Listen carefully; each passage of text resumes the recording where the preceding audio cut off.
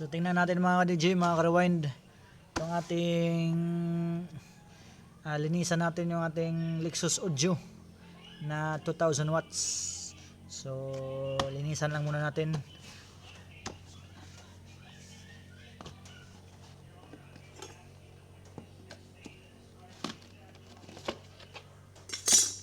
Magugulat kayo guys, anong nangyari dito.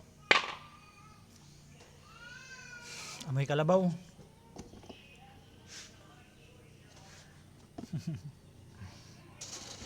Sumabog yung kanyang wire.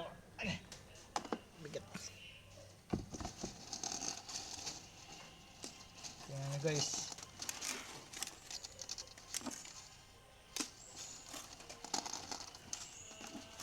Anong nangyari dito? Parang binumbahan ng kuryente. Nagkaluwa-luwa yung kanyang tinae. Mahirap siyang bunutin guys. So malaki yung kanyang coil, 6 inches.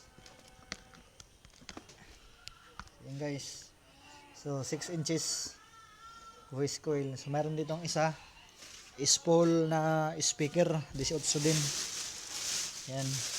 Magkasabay lang to na kinuha ko doon sa may-ari. Pinarewind sa akin.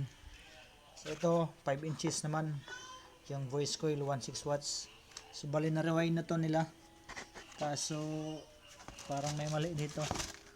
Yung ka-rewind nila is talagang hindi to obra. Kasi wala nang gap oh. Maskip. Wala siyang gap kahit i-insert mo yung ating spacer dyan, hindi magkasya. So talagang hindi daw magbo-bounce. So epoxy lang yung kanilang dinikit.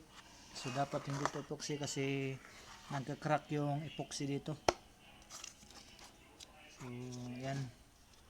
So ito lang yung unahin natin paglinis para pag nagkapira tayo ay mabudgetan natin to.